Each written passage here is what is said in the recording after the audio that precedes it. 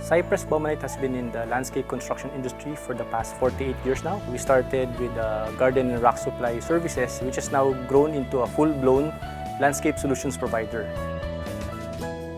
Under the Softscape division, we cater to the beautification of your gardens, your resorts, and even commercial areas. We also provide maintenance, care, and services. With this, we try to ensure the beauty and sustainability of your gardens.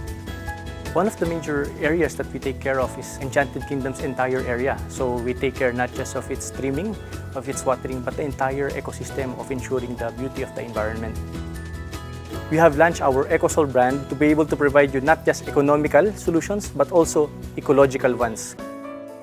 But for all of the things that I've discussed right now, these are all just Softscape solutions. But landscaping is not just Softscape. It also includes Hardscape, and Cypress Bomanite offers a full range of solutions for various hardscape needs. Our main product there is Bomanite's decorative concrete systems that offers a full range of products. So as a Bomanite licensee, all our installers have undergone extensive training following Bomanite International Standard. So you can be assured of quality, value, and service. And for Project Smart Home, we will be using exposed aggregate system or sand wash. So we are now ready to pour our Bomanite sand wash system in Project Smart Home. But first, before that, we have to ensure that our concrete is stable. So proper surface preparation, so you have the right surface profile, proper elevation, and also for proper drainage. And also you have to make sure you have the right formworks, and of course, our equipments and our concrete is ready. After our concrete pouring, we will need to ensure that our concrete finish is flat. So we will use a magnesium bull float. After a certain time, pag ready na yung ating concrete, we are now ready to apply and broadcast our color hardener. So unlike other products, yung color hardener natin is made out of proprietary materials that ensures yung ating color will not fade and it will really bind sa ating concrete and ensures a smooth, consistent finish. So we will apply around 4 broadcasts, okay, ensuring flat na flat yung ating pagkakalagay or consistent. So using broad strokes, okay, ensure na well-covered yung ating concrete surface. Okay, so we're now just using the finishing bull float as we have already done 4 layers of color hardener. We can now apply our surface deactivator. Our surface deactivator is an environmental friendly product. It's water-based. It's a lot better than using hydrochloric or muriatic acid. Now, we are on our second day and ready na nating expose ang ating sand wash finish. So, after exposing our sand wash finish, basically, we will do the same sequence for the balance of the floor of our Project Smart Home. But we have to consider 3 things before we do our final sealer. First is to ensure that there are proper construction joints, no? And second, ensure na may proper curing. And third, kailangan may protection ng ating concrete floor using plastic para maiwasan any dirt, damage, or any paints, no, from other contractors. And after a week, you can now apply a thin coat of densifier and sealer to serve as the protection of our sand wash finish.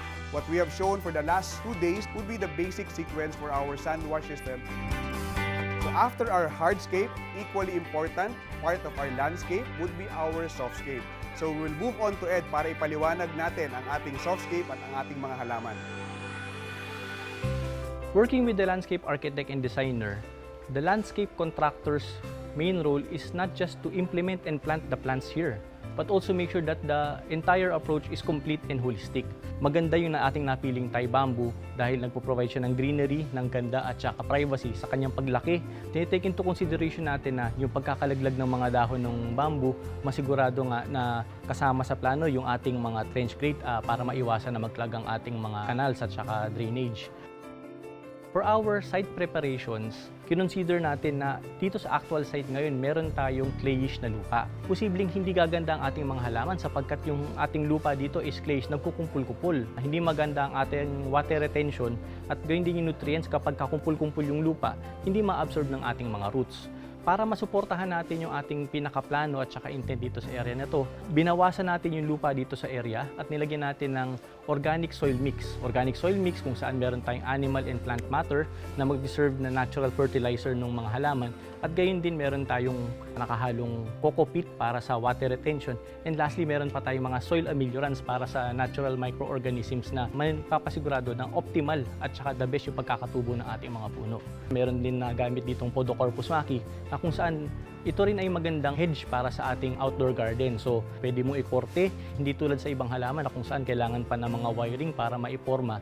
Ito mismo sa kanyang paglaki, pwede mong gawing medyo circular, round, o kaya pwede mo rin gawing parang hedge na rectangular. Sa dami ng ating mga konsiderasyon na kailangan balansehin sa design, site consideration, sa ating site preparations at saka sa mga actual na halaman kung nababagay ba sila sa ating area, ang pinaka kailangan nating tandaan sa ating construction at pagpapatayo ng ating mga bahay at property, dapat meron tayong holistic approach. We always have to ensure that we work with experts and professionals so that the design, the construction, and even the maintenance later on are all working hand in hand para at least ma-maintain at mapaganda natin ang ating property.